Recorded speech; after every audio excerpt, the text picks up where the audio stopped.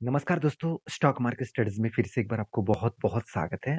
तो आज मैं फिर से आपके सामने कुछ इम्पोर्टेंस कंपनी का अपडेट शेयर करने वाला हूँ, तो वीडियो को पूरा लास्ट तक देखिएगा और अभी तक अपने चैनल को सब्सक्राइब नहीं किया तो ज़रूर कर लीजिएगा। कंटिन्यूअसली इन्फॉर्मेशन और अपडेट्स पाने के लिए चैनल के ऊपर बने रहिएगा। तो चलो देख लेते हैं कौन-सा कंपनी है इस वीडियो के अंदर। फर्स्ट जो कंपनी है जिसके बारे में चर्चा करूँ उसका नाम है क्लीन साइंस एंड टेक्नोलॉजीज़। देखिए क्लीन साइंस एंड टेक्नोलॉजीज़ एक ऐसी कंपनी है जिसके ऊपर आपको एक चीज़ मैं आपको नोटिस कराऊँगा कि इस कंपनी की जो ग्रोथ है वो बहुत हाई ग्रोथेबल कंपनी है। मैं इससे बात क्यों कर रहा हूँ क्योंकि कंपनी आज जिस लेवल में है, चलो एक बार मैं आपको दिखा ही देता हूँ। देखिए कंपनी का जिस लेवल में है आपको देख कर लगेगा कि कंपनी ठीक-ठाक ही है, मगर ऐसे हुआ नहीं है। सिचुएशन कुछ बिगड़ता हुआ देखने को मिले। जिसका लाइफ टाइम लो है, उसी लाइफ टाइम लो को भी कंपनी ब्रेक डाउन किया है, मतलब उससे नीचे भी कंपनी ट्रेड कर रहा है। और सबसे इम्पोर्टेंट पॉइंट है जब से कंपनी हाई किया था, उस हाई लेवल से अगर मैं ग्राउंड लेवल तक देखूँ तो 50% क्रैश हो चुके थे और 50% क्रैश होने के बाद कंपनी इसी सिचुएशन के बेसिस में कंपनी क्या किया ऊपर गए और यहाँ पे होल्ड किया, नीचे आए, फिर से ऊपर गया, होल्ड किया, ऊपर गया।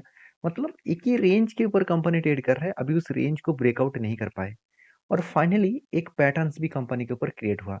देखिए एक पैटर्न क्या है, यहाँ पे एक बाइंग रेंज पैटर्न क्रिएट किया है। बाइंग रेंज का मतलब है कंटिन्यूअसली बाइंग का 20% जो रेंज बना है, उस 20% रेंज 200 डेज ईएमए के नीचे बना है।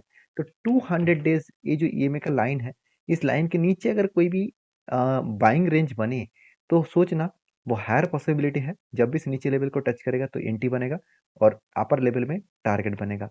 तो मतलब एक ही रेंज के ऊपर कंपनी का टारगेट होने का चांसेस है।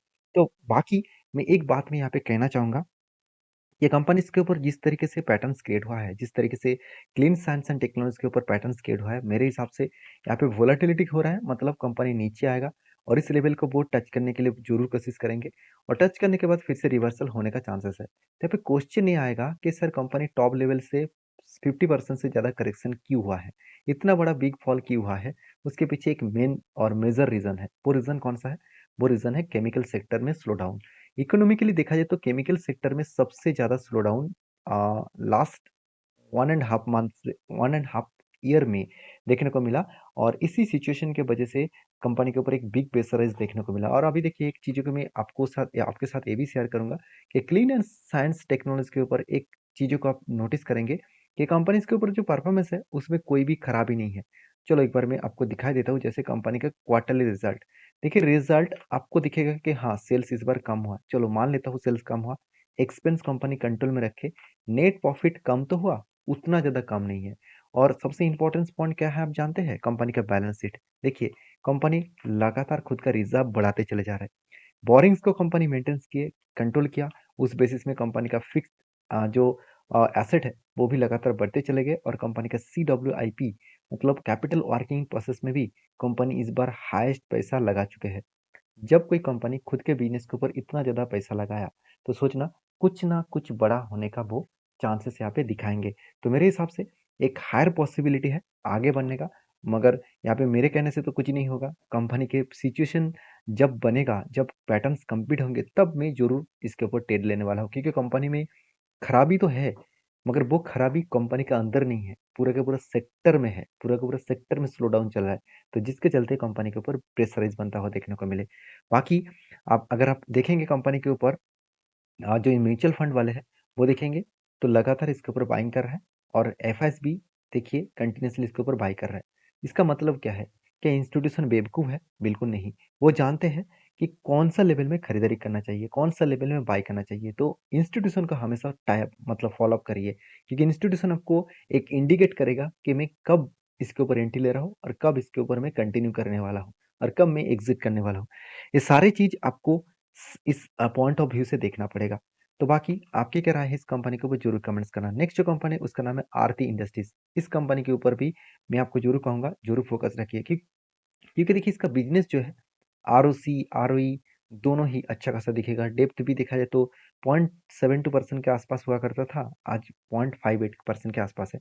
मान लेता हूँ 0.50 के ऊपर है, फिर भी कंपनी देखा जाए तो 0.50 के ऊपर होना चाहिए था, मगर यहाँ पे हुआ कुछ उल्टा, थोड़ा-सा यहाँ पे पॉज़िटिव देखने को मिला। कोई बात नहीं, नेट प्रॉफ़िट थोड़ा-सा कम हुआ, इसके कारण एक ही है, उसका कारण जो है वो मैं आपको बता दूँ, कंपनी के ऊपर जे जो मतलब जो पॉजिटिव पॉइंट्स है, वो पॉइंट्स के बारे में बात करूँ कि कंपनी का जो सेल्स डाउन है, प्रॉफिट इसलिए डाउन हुआ क्योंकि सेल्स डाउन है, और सेल्स डाउन होने के पीछे एक ही रीजन है, कंपनी का बिजनेस।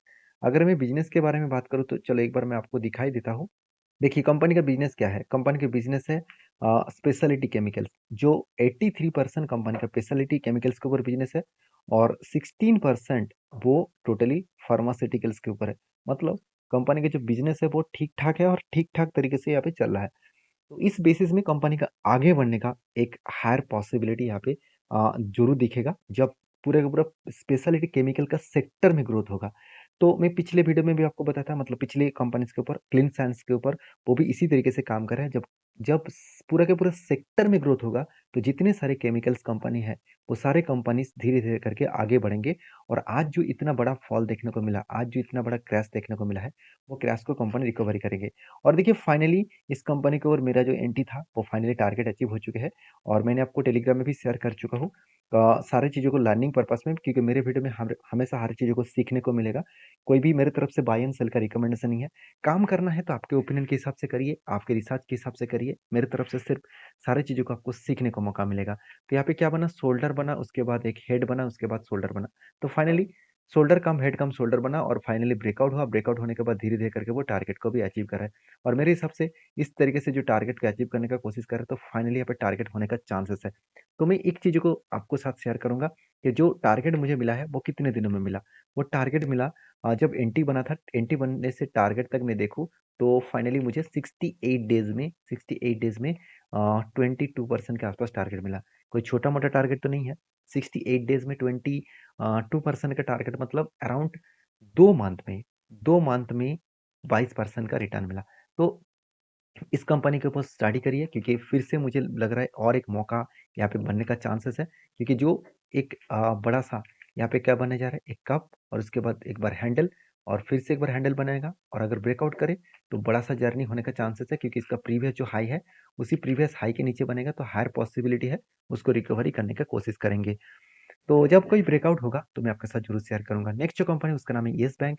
तो येस बैंक, जो बैंक एक टाइम नो बैंक नाम से जाना जाता था, मतलब नो बैंक सिचुएशन बनता हुआ देखने को मिले थे, तो येस बैंक आज धीरे धीरे करके खुद को रिकवरी कर रहे हैं, खुद को फिर से रिप्रेजेंट कर रहे हैं। तो येस बैंक के ऊपर आप जरूर फोकस रखिए, क्योंकि इस बैंक आपको एक अच्छा खासा फ्यूचर, मतलब पर्सपेक्टिव व्यू से देखा जाए तो अच्छा खासा ग्रोथ दे सकते हैं। क्योंकि जो कंपनी का रिजल्ट एकदम बेकार हो गया था, एक टाइम कंपनी का सेल्स था, प्रॉफिट था, सब कुछ था, फिर भी कंपनी के जो सबसे इंपॉर्टेंट पॉइंट होता है वो है कंपनी के एनपीए। वो बहुत बड़ा एनपीए देखने को मिला, करीबन 5% के आसपास एनपीए देखने को मिला था। और आज वो एनपीए कम होकर कितना हो चुके हैं, 0.09 के आसपास। मतलब एनपीए में जो ग्रोथ था, वो एनपीए का ग्रोथ धीरे धीरे करके कम होता देखने को मिले। मतलब एनपीए एक कंट्रोल में है। जितना एनपीए को कंट्रोल करेंगे, उतना ही बैंक का ग्रोथ होने का चांसेस बढ़ जाएगा। तो इस बैंक में इसी तरीके से कारण के वजह से कंपनी के ऊपर एक मैसिव धमाका देखने को मिले। देखिए जब यहाँ पे एंट्री बना था, एक रेंज क्रिएट हुआ था, मैंने आपको ये भी शेयर किया।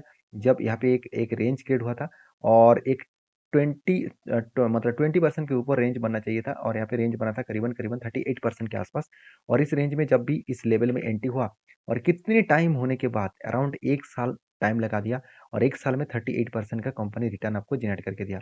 तो जब भी इस तरीके से रेंज बनता है, तो एक हाई पॉसिबिलिटी है उसको टारगेट का अचीव करेगा। तो फिर से देखिए यहाँ पे फिर से एक बार रेंज क्रिएट हो रहा है, और रेंज मेरे हिसाब से एक स्ट्रांगली रेंज बनने जा रहा है। फिर से 32% के आसपास रेंज बना, और इसके लिए आपको नीचे टेस्ट करना पड़ेगा, इस लेवल को टच करना पड़ेगा। वहां से अगर रीबैक करे, तो यहाँ पे फिर से उसी तरीके से रेंज बेसिस में टारगेट होने का चांसेस है। और मैं इस रेंज से बहुत इंपॉर्टेंस पॉइंट जो मैं स्टडी कर रहा हूँ, जब बहुत इंपॉर्टेंस मुझे एक लेवल देखने को मिला है, वो है बिग कप। तो यहाँ पे देखिए लंबा सा जर्नी का एक कप बना। तो लंबा सा जर्नी का एक कप बना है, और कप बनने के बाद मुझे चाहिए एक हैंडल पैटर्न। तो अगर यहाँ से रीबैक करके हैंडल पैटर्न क्रिएट करे और ब्रेकआउट करे, तो हर पॉसिबिलिटी है एक बड़ा सा धमाका यहाँ पे देखने को मिल सकता है। तो मैं जरूर कहूँगा इस कंपनी के ऊपर स्टडी करिए, उसके बाद काम करिए, क्योंकि एक अच्छा खासा टारगेट होने का चांसेस भी है, और एक अच्छा खासा लंबा जर्नी होने का चांसेस भी है। तो बाकी आपके क्या ओपिनियन है, जरूर कमेंट्स करके बताना। नेक्स्ट जो कंपनी है उसका नाम है, आप देख सकते हैं, कैस्ट्रॉल इंडिया लिमिटेड।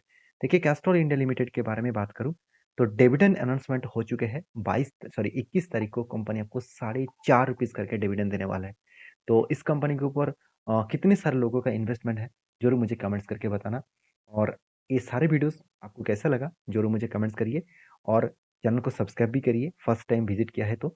और ये वीडियो टोटली एजुकेशन पर्पस में था। मैं कोई सेबी रजिस्टर्ड पर्सन नहीं हूँ कि मैं आपको बाय सेल का रिकमेंडेशन करूँ। काम करना है तो खुद के ओपिनियन के हिसाब से करना पड़ेगा। मेरे तरफ से कोई भी बाय एंड सेल का रिकमेंडेशन नहीं है। मिलते हैं नेक्स्ट वीडियो में, तब तक के लिए धन्यवाद।